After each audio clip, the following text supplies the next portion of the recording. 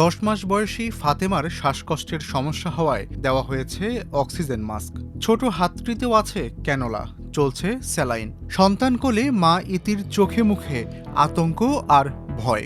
আমার নাতির হঠাৎ করে জ্বর, কতদিন ধরে ট্রিটমেন্ট করছি, কিন্তু এখন আপাতত আবার ঢাকা নিয়ে আসছি, প্রায় সপ্তাহ 2 ধরে আইছি। ঢাকা থেকেও ডাক্তার নিউমোনিয়া ধরা খাইছে, এক্সরে করার পরে এখন সেই নিউমোনিয়া চিকিৎসা করতেছে, এখন আবার হাম দেখা দিছে। এখন মোটামুটি এই যে অবস্থা, ওখানে শ্বাসকষ্ট হইতেছে, কিছু হবে না আল্লাহর রহমতে, আল্লাহর বলো, আল্লাহ ঠিক করে দিব।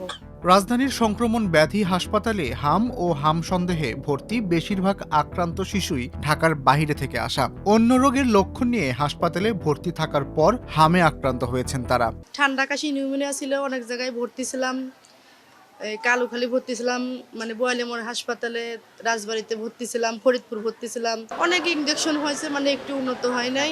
আর হাম তো মানে বের হয়েছে, এটা ডাক্তাররা ধরতে পারে নাই। পাংশা ডাক্তার দেখেছি, ধরতে পারে নাই। ফরিদপুরে উনিও বলে যে এটা হাম না। এখন মোটামুটি বোঝা যাচ্ছে অনেকটা ভালোর মধ্যে আছে। তাক আসছিল না, ও তাকাতো না, তা এখন তাক আসছে। 4 তারিখে পরে 11 তারিখে ছুটি দিয়েছে। আমি ধরা পড়ছি 2 দিন ভালো গেছে, যে রবিবারে জ্বর, যেটা আমরা 19 তারিখে রবিবারে ভর্তি হয়েছি। কয়েকদিন আগে সিরিয়াস আছি বেশি, 2 দিন আগে সামান্য একটু হালকা পরিবর্তন হয়েছে। এই শিশুরা প্রথমবার আক্রান্ত হলেও অনেক শিশু দ্বিতীয় দফায় আক্রান্ত হওয়ার ঘটনাও ঘটছে।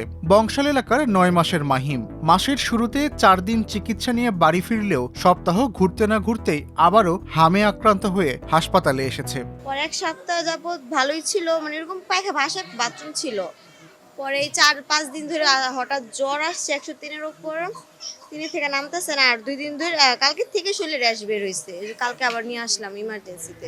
22 এপ্রিল হাসপাতালটিতে হাম ও হাম সন্দেহে 68 জন রোগী ভর্তি আছে, যার মধ্যে আইসিইউতে আছে 11 জন।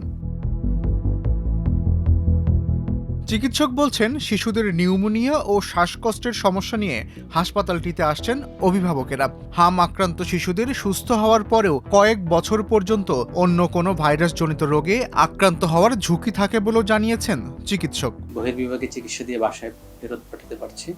একটা নতুন জিনিস লক্ষ্য করা যাচ্ছে, সেটা হচ্ছে কিছু কিছু পেশেন্ট ভালো হয়ে ছুটি নেওয়ার পর 2 সপ্তাহ, 1 মাস বা 1.5 মাস পর আবার অন্য কোনো একটা জটিলতা নিয়ে ভর্তি হতে আসছে।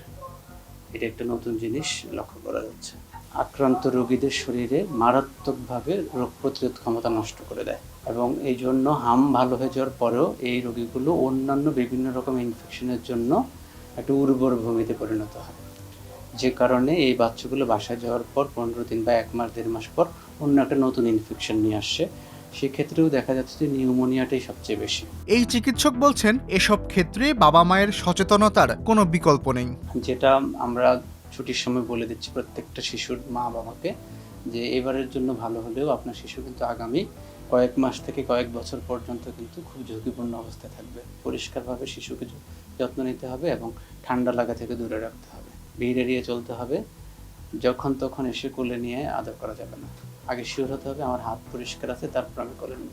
এখানে চিকিৎসা শেষে সুস্থ হয়ে সিরাজগঞ্জের রাইয়ানের মতো অনেক শিশুই হাসি মুখে বাড়ি ফিরছে।